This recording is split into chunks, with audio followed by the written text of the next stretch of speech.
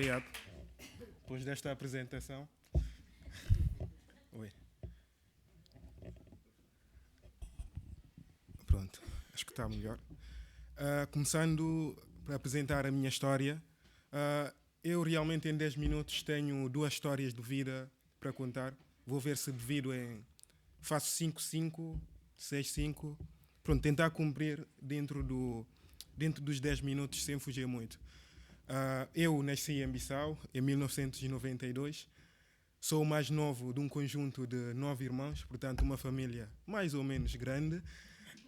Muito querido, mais novo, mais querido, penso eu, e com certeza o mais sortudo de todos os meus irmãos.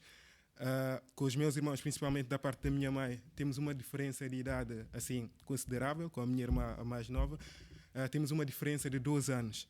Então todos eles gostavam de mim, me tratavam com grande carinho, e particularmente pela minha mãe, que depois de 12 anos de pausa teve que recorrer a tratamentos para poder ter o seu filho, o seu desejado, o seu filho querido. Portanto, se me quiserem chamar de desejado, também a minha tia-avó me chamava. Podem me chamar, se for com mais carinho, aceito também Jado, né? Exato. Também aceito. E dentro da minha família, a educação foi com certeza um grande valor. Portanto, a história que vou partilhar aqui é muito sobre a importância e o valor da educação, o compromisso e particularmente a importância da esperança. Não só a minha esperança, mas a esperança de pessoas também que me rodearam. Dentro da minha família, esta imagem que estão a ver agora, claro que representa aquilo que foi a minha ligação com a educação. Se repararem na foto, a imagem que está aí, claro que não é foto do meu pai, mas podia ser. Sempre fui educado dentro de dois sistemas de ensino. O ensino que pode ser é tratado convencional, normal ou regular, que é o ensino onde aprendemos em português, a escola normal, e também o ensino na escola corânica, onde tinha de aprender Alcorão. O meu pai era famoso, grande conhecedor de Alcorão, conhecido em Bissau como Alá de Caramuca, o grande mestre de Alcorão. E desde muito cedo ele também me ensinava, e ele queria mesmo que o seu filho mais novo, já que não tinha conseguido com os outros mais velhos, que eu fosse o herdeiro, que eu herdasse o conhecimento dele. Então, de modo que desde muito cedo acordava cedo com o meu pai para estudar o Alcorão. Infelizmente ele não cumpriu esse sonho porque acabou por falecer quando eu tinha 6 anos. Mas ainda assim pensava, porque aprender Alcorão com os métodos de ensinamento é duro, para quem conhece, envolve muitas vezes violência também. E eu pensava que estava-me a livrar também disso, mas a minha mãe disse que não, tinha de ir à escola, tinha de ir à escola e continuar na escola corânica, de modo que a minha mãe sempre decidiu, ela acreditou muito no poder da educação, sempre esteve ao meu lado, sempre me apoiou, apesar de todas as dificuldades. Por isso é que eu estava a dizer, entre todos os meus irmãos, se calhar eu sou o mais sortudo, porque de todos fui o único que não conheceu as trágicas greves das escolas públicas da Guiné. Graças ao investimento da minha mãe, nunca conheci greve, tive a oportunidade de estudar nas escolas onde, se calhar, era frequentado por grande parte da elite guineense, mas ela, com grande esforço, sim, conseguiu me dar esse poder, porque tinha esperança que, me proporcionando uma boa educação, eu conseguiria ser muito melhor. Portanto, eu sempre ou ia de manhã à escola normal, depois à tarde tinha de ir à escola corânica. Foi muito duro, e a minha mãe era muito exigente. Isso não sei se convém fazer, pelo menos totalmente aplicar com a rigidez que a minha mãe aplicava, e à noite era para estudar. As únicas noites que eu tinha livre era quando jogava o Benfica, e a minha mãe sabia que não tinha mesmo como, sabia. Hoje joga o Benfica, já sei que à noite o Tcherno não está em casa porque tem de ir ver o jogo. A minha mãe, que sempre me apoiava quando eu fazia trabalhos de casa, ela sempre esteve ao meu lado, como todas as mães, ou grande parte das mães costumam fazer, ver se está tudo bem, está a fazer os trabalhos de casa, está a cumprir com os deveres e tudo isso. Ela sempre esteve ao meu lado a fazer tudo isso, e eu era considerado um bom aluno, pelo menos até ao 7º ano, considerado um bom aluno por todos, muito querido também pelos vizinhos, e reconhecido acima de tudo por ser esse bom aluno que tinha um sonho de ser médico, mas que depois acabei por abandonar. Depois explico porquê. Pronto, tem a ver com as minhas dificuldades na área da matemática, não muito. Exato, já disse. E mesmo assim, a minha mãe esteve sempre ao meu lado, até que depois no 7º ano, quando entrei para o liceu, começaram as dificuldades. Eu lembro-me que transitar do 7º para o 8º ano foi muito difícil, foi mesmo passar, mas eu sei como é que custou. E no 8º ano foi mais difícil. Não tive a sorte que tive no 7º ano. Reprovei. Mas reprovei não porque não tinha capacidades para transitar. Eu reprovei, bem reprovado, sim, foi justo. Porque no fundo não esforcei, não fiz nada. Comecei a brincar, embora com todo o apoio que a minha mãe me prestasse. Porquê? Também porque não falei sobre a minha mãe. Esta foto pode resumir o que é a minha mãe, o que é a sua vida. Ela, que nunca teve a oportunidade de ir à escola, o meu pai também, embora fosse mestre do Alcorão, mas em termos de ensino normal, regular, nunca teve a oportunidade de o ter. Se fosse assinar, só se assinasse em árabe, senão depois era considerado uma pessoa que não soubesse assinar. E a minha mãe é que não sabia mesmo assinar. Ela, que tinha essa dificuldade por não ter tido a sorte de frequentar a escola, e ela também que aos 14 anos já tinha o seu primeiro filho, porque aos 13 tinha sido dado ao casamento, portanto casamento precoce. E ela que antes de ir para o casamento, ela é que garantia o sustento da família, porque os pais já se encontravam em idade avançada, então ela é que iria preparava money e ela depois ia vender para depois trazer o dinheiro para poderem comer em casa. Então, ela, apesar de todas essas dificuldades, uma pessoa que não andou na escola, como é que acredita tanto assim no poder e no valor, no poder transformador da educação?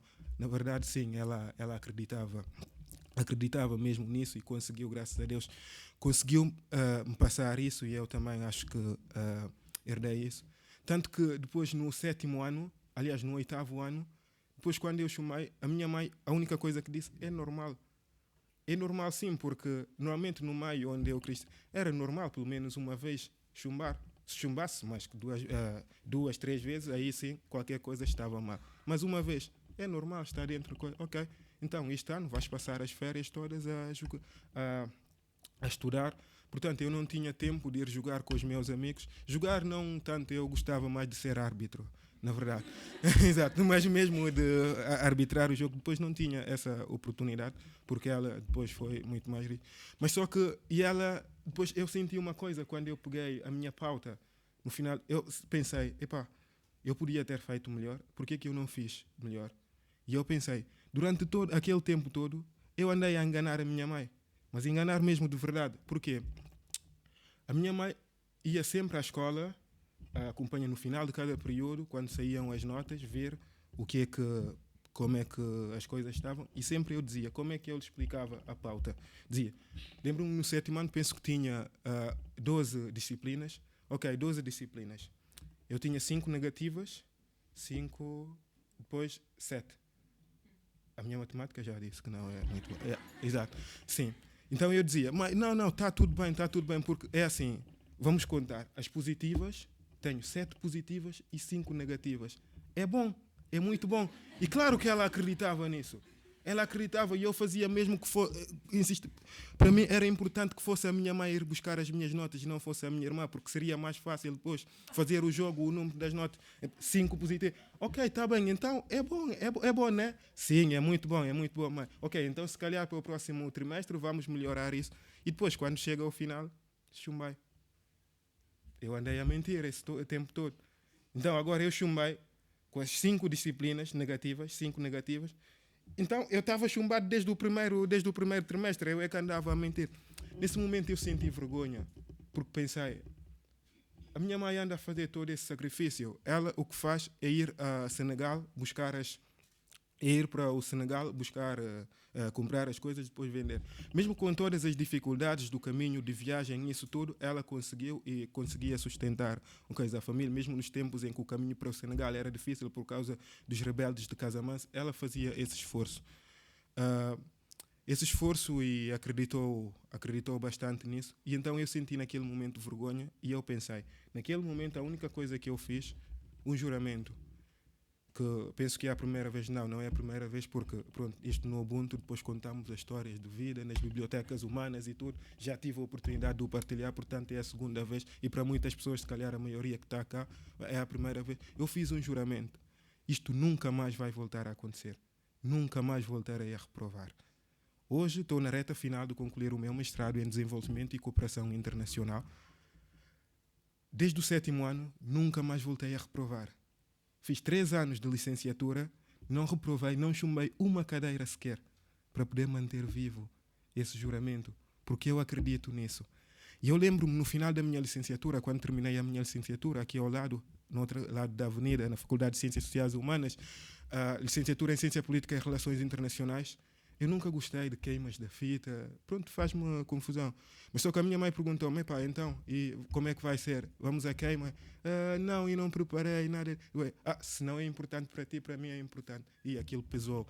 Depois eu fui a correr mesmo para as lojas do coisa. Quando faltavam 3 dias, eu sonhei assim, não, vocês estudantes gostam de deixar tudo por último. Epá, por favor. Isso não depende de mim, é uma mulher que... Não, se calhar não vai conseguir uma pasta com o teu nome. Não há problema, desde que eu tenha uma pasta de finalista, sem problema. Depois eu volto cá no outro. Ela disse, ok, está tudo bem. Então esta foto é a foto, depois no dia da queima de fita, ela toda orgulhosa do seu filho. E como vemos aí na frase do Nelson Mandela, que a educação é a mais poderosa arma que pode ser usada para transformar o mundo. A minha mãe também acreditava nisso. E há uma frase que ela sempre me disse quando me apoiava. Em crioulo, os guineenses estão aqui, com certeza conhecem o provérbio, baca que até rabo, Deus que está banal. Eu não poderia não ter apoio, mas ela, ou seja, Deus era o meu suporte e ela acreditava nisso. E ela poderia ser considerada, nós conhecemos aqui a história da Malala, se calhar talvez também uma Malala, embora, claro, mais velha, um bocadinho que a Malala, mas poderia ser uma Malala sénior, se calhar é aceitável, porque ela também acredita que uma caneta, uma criança, um professor, um livro podem transformar o mundo. Graças a Deus, a minha mãe deu-me essa arma e espero conseguir transformar não só a minha vida, mas assim da minha comunidade, da sociedade e talvez do mundo. Muito obrigado.